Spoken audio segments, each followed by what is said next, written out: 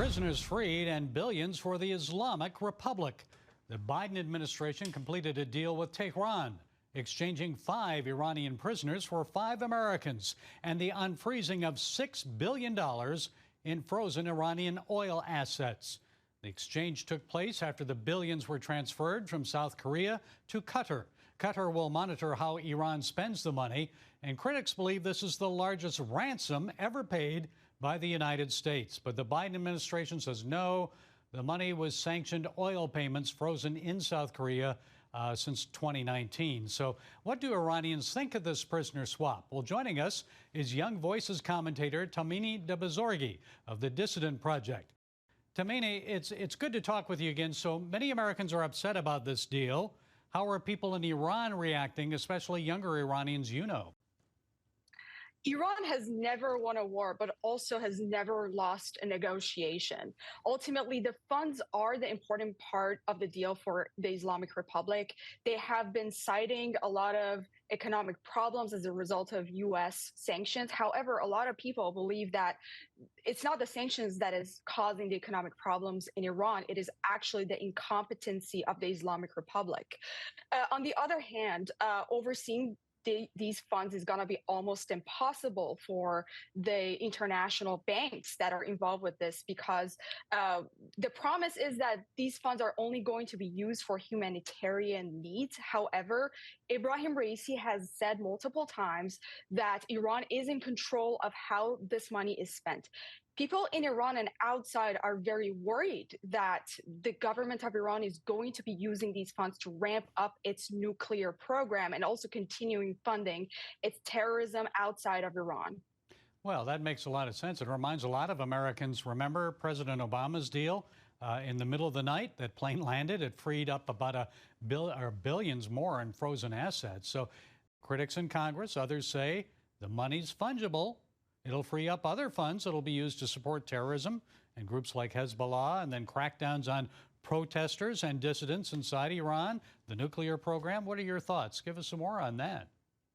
Just think about the message that this deal is sending to people across the world. The Biden administration is telling Islamic Republic and other authoritarian countries that if you succeed to catch some of our citizens, we're gonna come to negotiation table and also give you a lot of benefits, give you money, give you your prisoners.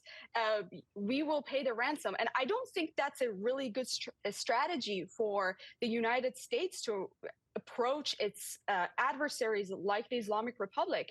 In addition, right now, the situation in Iran is very volatile. Right now, it's the anniversary of Mahsa Amini's death.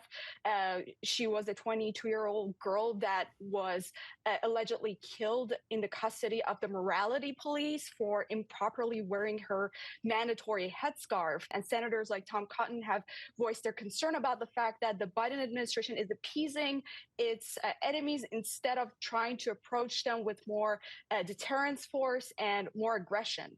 And you mentioned the death of Mahsa Amini and also the protests that have been going on since then for the last year. But, you know, a lot of people were encouraged. They thought that this might be the end of the regime. But here we are a year later, and the Ayatollah is still in power. What's the future of the protests?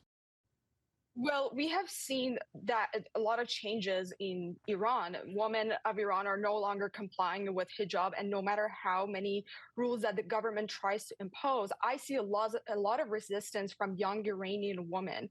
On the other hand, this is going to be a trench warfare. The Islamic Republic is powerful. They have resources. They have allies outside of Iran. They have China, North Korea, and some other countries in the region that are also supporting the Islamic Republic staying in power.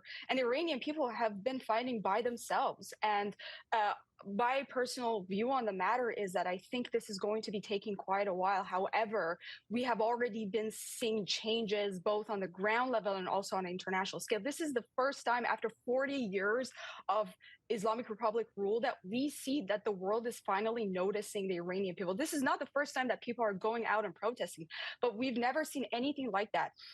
Last week, we saw that House passed Massa Act, which imposed more sanctions on entities that are connected with the Islamic Republic. And we're seeing more movements happening both in Congress and also in other countries such as Europe.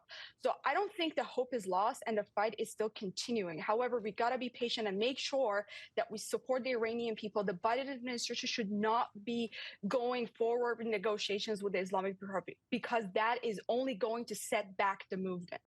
Iranian President Raisi was allowed to come to New York. He was given a visa to speak at the UN and then meet with government leaders at a time when the Islamic Republic is restricting UN inspectors from visiting nuclear development sites. So what do you think? It seems like Iran's getting closer and closer to building a nuclear bomb. What should be done to stop them?